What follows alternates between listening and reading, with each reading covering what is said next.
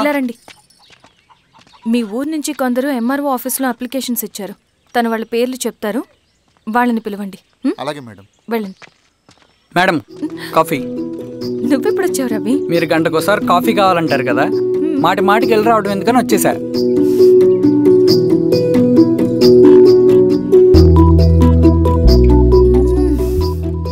రవి, ఈ కాఫీ కోసమైనా నేను పెళ్లి చేసుకోవచ్చు.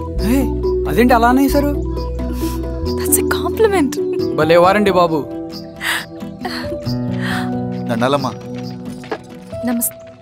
ఇలా ఇవ్వండి. చెప్పండి మీ సమస్యలేంటో. పేరు తలుపుల వీరాంజనేయులు, ఉన్నది 3 ఎకరాల పొలం. చిన్నుపాటి ధనుంజయరావు అనే మహానుభావుడు అందులో 2.5 ఎకరాల భూమిని తన పేరు మీద రాయించుకున్నాడు. అడిగితే నీ దిక్కున్న చోటు చెప్పుకోమన్నాడు. దిక్కులేనాడు కాబట్టి 1/2 ఎకరం భూమి మీదే పెద్ద కుటుంబాన్ని నెట్టుకొస్తున్నాడు. అవునమ్మగారు, ఆ పొలం ఎలాగైనా తిరిగి ఇప్పించేయండి అమ్మగారు. ఆ పొలం కోసం 3 సంవత్సరాల నుంచి తిరుగుతున్నాను అమ్మగారు.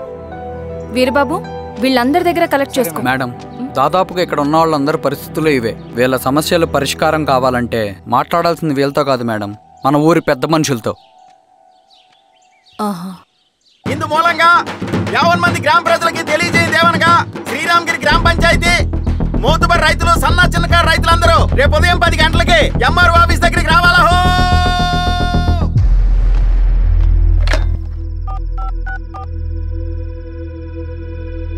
హలో, ఎవరు? నమస్తే బాబాయ్, నేను ఈశ్వర్ రెడ్డి. ఎలా ఉన్నావు? బాగున్నా. చెప్పు బాబాయ్, శిరీష్ ఎంఆర్ ఆఫీస్లో భూ సమస్యల గురించి రేపు మీటింగ్ ఏర్పాటు చేసింది. ఈ విషయం మన వాళ్ళంతా ఎలా తీసుకుంటారో అర్థం కావట్లేదు. అందుకనే మీకు ఫోన్ చేశాను. శిరీష్ చెప్పింది చేయండి, అదే మనకి కలిసి వస్తుంది. సరే బాబాయ్, ఉంటాను.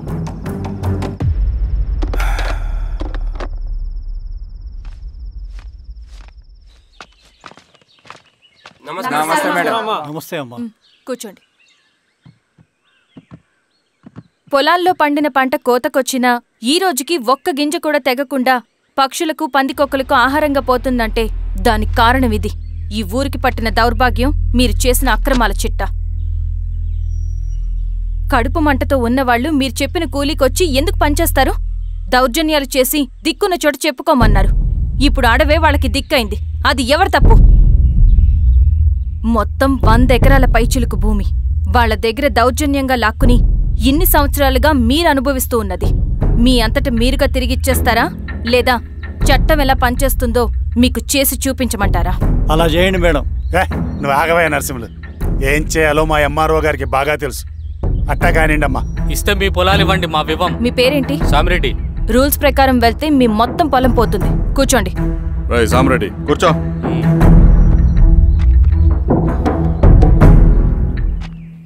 ఏమ్మా, సంతోషమేగా? మరీ నువ్వు అనుకున్నంత చెడ్డవాళ్ళేం కదమ్మా మనోళ్ళు.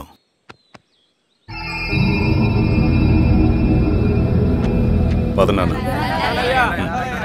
నమస్తే. పెద్ద ఆయన చెప్పాడు, అంతా మన మంచికే. పోను పోను నీకే అర్థం అవుతుంది. సెంట్రల్ కమిటీ నుంచి కొత్త ఆర్డినెన్స్ వచ్చాయి. దాంట్లో ముఖ్యమైనవి జరగబోయే మైనింగ్ ఆపాలి, రెండోది జెడ్పీటీసీ ఎలక్షన్స్ని బైకాట్ చేయాలి, దీనికి జనాల్ని సిద్ధంగా ఉంచాలి. లాల్ సలాం కామ్రేడ్. లాల్ సలాం.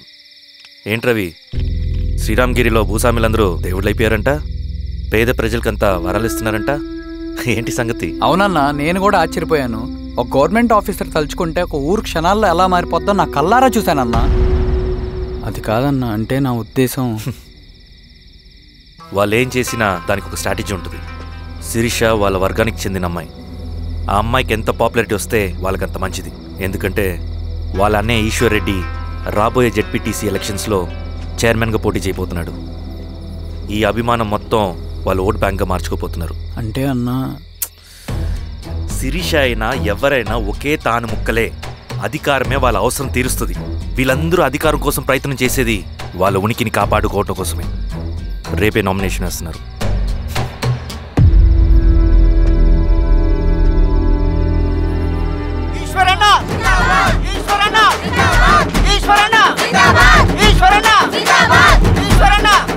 గారు, మీ సపోర్ట్ మాకు కావాలి.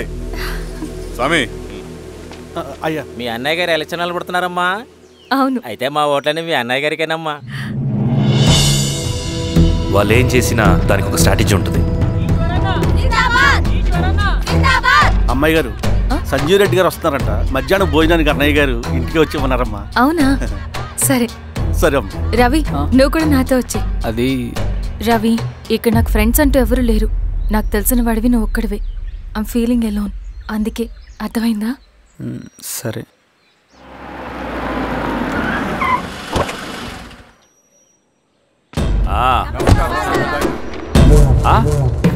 సురా, బాగున్నావా? నమస్తే చెన్నారెడ్డి. నమస్తే. బాగున్నారమ్మా? సుబ్బారెడ్డి, పదండి. ఊళ్ళో మనోళ్ళంతా బాగున్నారు కదా ఈశ్వరా? అంతా బాగున్నారు బాబాయ్. సంతోషం. ఈసారి మళ్ళీ మనం ఏకగ్రీవం అవ్వాలి రెడ్డి. మనకు పోటీ లేదు, మనదే విజయం. సంతోషం. కూర్చోండి.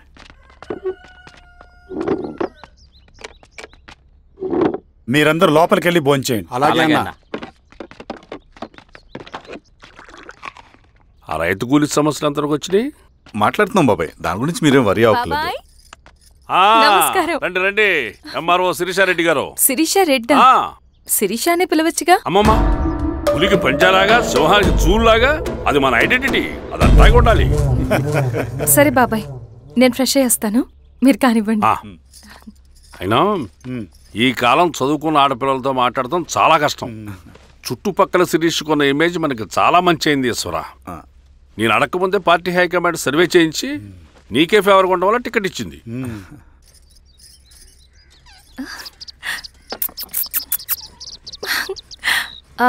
అనేవాళ్ళు ఎక్కడ? బయటికి వెళ్ళారమ్మా. ఓ, బయటికి వెళ్ళారా? రవిని పిలు. అలాగే. మేడం. రవి, రా రా రా, కూర్చో. పర్లేదు మేడం. మేడం ఏంటి? శిరీషానే పిలవచ్చుగా. అది కాదండి, ఎవరైనా చూస్తే. కూర్చోవయ్యా. ఇది ఆఫీస్ కాదు రవి, మా ఇల్లు. వడ్డించు. సరే అమ్మా. రవి, అడవిలో నక్సల్స్ ఎక్కడుంటారో తెలుసా నీకు? ఏంటి శిరీష? అడవిలో నక్సల్స్ ఎక్కడుంటారో తెలుసా నీకు? ఎందుకు శిరీష గారు? తెలుసా తెలీదా? నాకెలా తెలుస్తుందండి? చూచాయిగా ఆయన తెలీదా? సరే, ఎక్కడుంటారో నాకు ఐడియా ఉంది. సాయంత్రం ఇద్దరం కలిసి వెళ్దాం. అది కాదండి. నువ్వు వస్తున్నావు అంతే. తిను. ఇది ఎక్కడ కూడా రా బాబు. సడన్ గా నక్సల్స్ అంటుంది, అడువంటుంది. కొంప తీసి నా మీద అనుమానం వచ్చిందే ఏంటి? రవి, ఇక్కడే ఆపొకసారి. ఎందుకు ఇప్పుడు ఈ టైంలో అడ్వెంచర్లు? ఇప్పుడు జరగరాంది ఏమైనా జరిగితే రేపు మీ అన్నయ్యకి తెలిస్తే బాగోదు. రవి, చుట్టూ చూడు. పైన వెన్నెల, పక్కనే అడవి. ఎంత బ్యూటిఫుల్ గా ఉందో. అవునా? అవునా ఏంటి? అసలు ఎప్పుడు చూసినా ఎందుకలా డల్ గా ఉంటున్నావు? కాలేజ్లో ఇలా ఉండేవాడివి కాదు కదా, ఏమైంది? అది ఒక్క నిమిషం. హలో మేడం, పేషెంట్ కి అర్జెంట్ గా ఏ పాజిటివ్ బ్లడ్ కావాలి మేడం. రవి, అర్జెంట్ గా హాస్పిటల్కి పోనీ. ఏమైంది? పోనీ.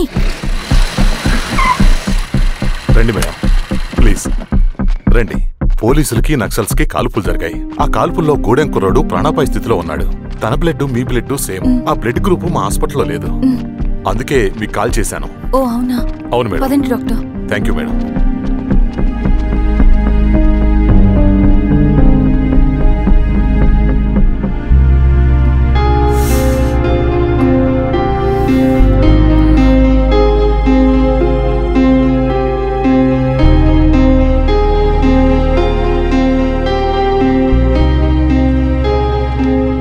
Thank you madam.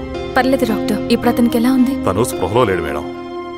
రవి, నీ దగ్గర మనీ ఉందా? ఉన్నాయి. ఇవ్వు. ఇది అతనికి అందించండి, జాగ్రత్తగా చూసుకోండి. అలాగే మేడం. రవణ, రవణ.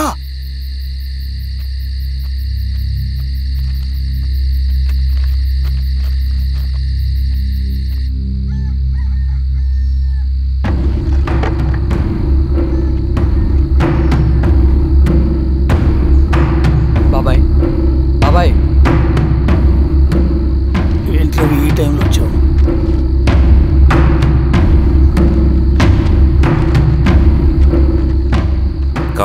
జరగబోయే జెడ్పీటీసీ ఎలక్షన్లో మన పార్టీ తరఫున జెడ్పీటీసీ చైర్మన్ పదవికి పోటీ చేయడానికి అర్హుడైన అభ్యర్థిగా మిమ్మల్ని సెంట్రల్ కమిటీ ఏకగ్రీవంగా నిర్ణయించింది.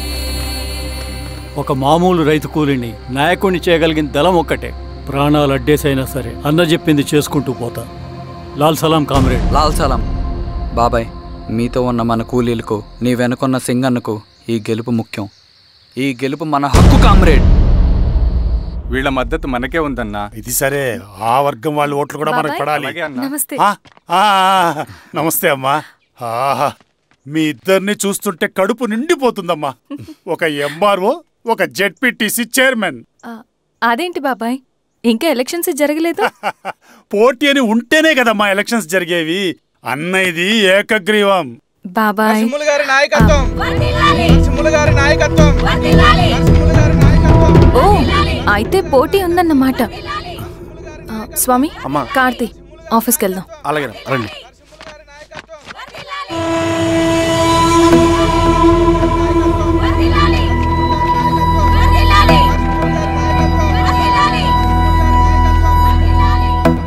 నమస్తే. మొన్నటి వరకు కూడా కూలీ రేట్ల విషయంలో కొంచెం ఆటవిడుపుగా ఉందామని అనుకున్నాం. ఇప్పుడు ఆ అవసరం లేదు. ఎందుకంటే చట్టసభల్లో మీతో పాటు కూర్చునే అవకాశం మాకు వచ్చింది. అంబేద్కర్ కలలు ఇప్పుడు నిజమవుతాయి. పదండ్రా.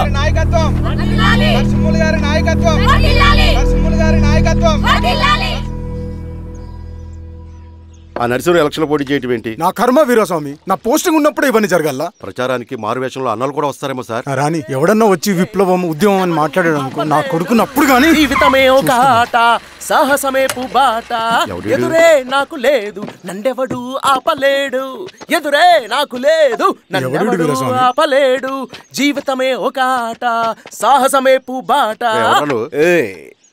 ముసుగు మీద చేయేస్తే మడత పెట్టి కొడతా. నువ్వా? ఎవడరేడు?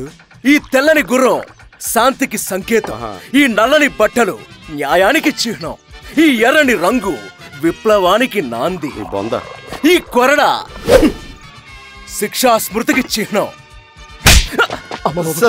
చిరంజీవి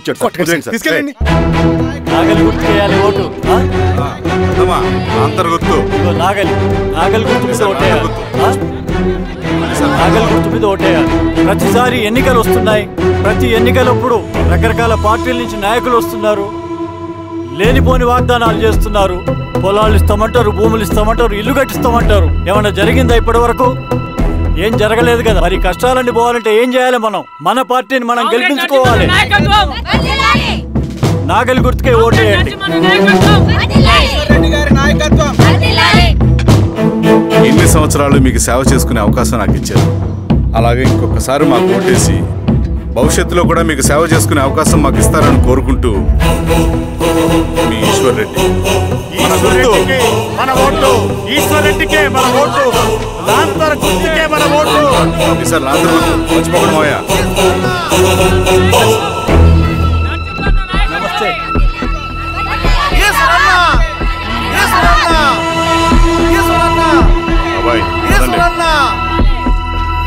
అమ్మా, గుర్తుంది కదా లాంతర్ గుర్తు. అలాగే. కూలీ రేట్లు పెంచమంటే పెంచడం, ఎలక్షన్ లో డబ్బులు మాత్రం మంచుతారు. ఏ మనుషులో.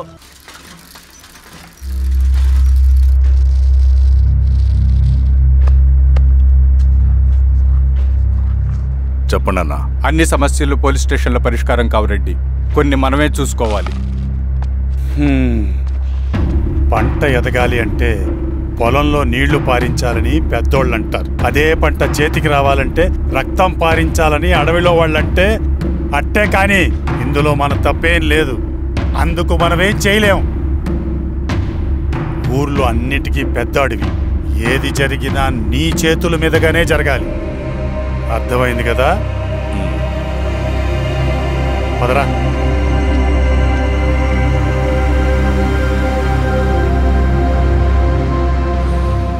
బియ్యంలో రాళ్ళున్నాయి, ఏరేయాలి.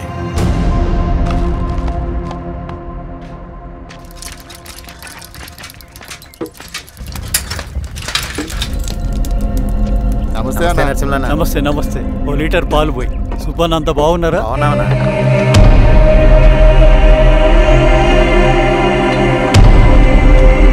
వెళ్ళొస్తాను. మంచిదండి, వస్తాను.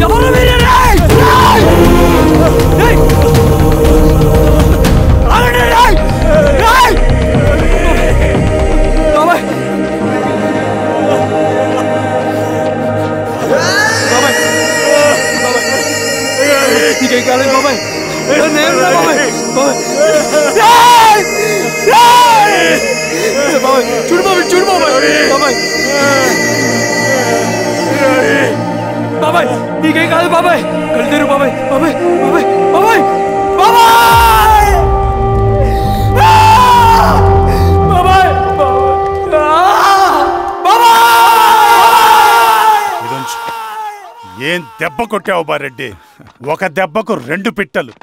ఎలక్షన్స్ ఏకగ్రీవం. ఇంకొకటి, రేపటి నుంచి ఆ కూలీ నా కొడుకులు మనం ఎంత ఇస్తే అంతగా వచ్చి పనిచేస్తారట. సర్లేండి బాబాయ్, వదిలేయండి. ముందు ఆ ఖర్చుల సంగతి చూడండి. నమస్తే సార్. నమస్తే గిరిధర్ గారు. మీరు ఇలా చేస్తారని కల్లో కూడా ఊహించుకోలేదు ఈశ్వర్రెడ్డి గారు. 2 పసిబిడ్డలు ఉన్నారు ఆ ఇంట్లో. వాళ్ళ గురించి ఏమైనా ఆలోచించారా? రేపు వాళ్ళు మళ్ళీ అడవిలోకి వెళ్ళి గన్నులు బాంబులు తీసుకొచ్చి మీ ఊరి మీదనే పడతారు. అప్పుడు వాళ్ళకు మీరు, మీకు వాళ్ళు. ఇది ఆగదు. అసలు ఏం మాట్లాడుతున్నావు గిరిధర్? మీకు అగేన్స్ట్ గా ఇప్పటివరకు ఏ ఎవిడెన్స్ లేదు. మీకు చెప్పేద్దామని వచ్చాను. బయలుదేరండి.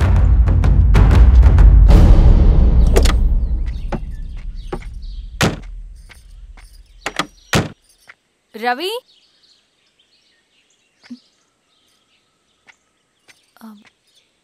రవి ఈరోజు ఆఫీస్కి రాలేదేంటి? నరసింహుల బాబాయ్ చనిపోయాడు. జరిగింది విన్నాను. ఎలా? అన్యాయం అండి. ఎలక్షన్లో నిలబడితే చంపేస్తారా? ఎవరా? ఆపోజిట్ పార్టీ వాళ్ళు. అందరికీ చెప్తుంటారుగా, మీ అన్నకి చెప్పలేదా? ఇలా చంపుకుంటూ పోతే ఏదో ఒక రోజు మన వాళ్ళని చంపుకోవాల్సి వస్తుందని. రవి, వెళ్ళి మీ అన్నకి చెప్పుకోండి.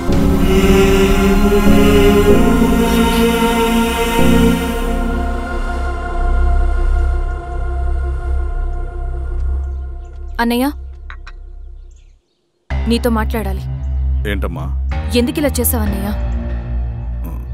ఊరంతా సరే, నువ్వు కూడా నన్ను తప్పడుతున్నావమ్మా. ఇందులో తప్పు పట్టడానికి ఏముందన్నయ్య? నిన్న నా కళ్ళతోనే చూశాను.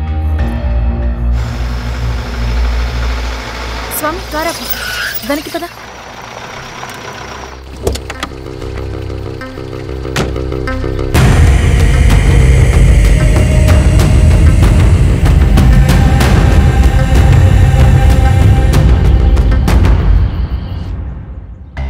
జీవితంలో కొన్ని సందర్భాలుంటాయి. మనం నిజం చెప్పిన అబద్ధం అయిపోయే సందర్భాలు. ఆ వచ్చిన వాళ్ళు ఎవరు ఏంటి అన్నది నీకిప్పుడు చెప్పిన అర్థం కాదు. నిజం నిలకడగా నీకే తెలుస్తుంది. నువ్వే ఇదంతా చేసినట్టు తేలితే మాత్రం నిన్ను జీవితంలో క్షమించలేనన్నయ్య.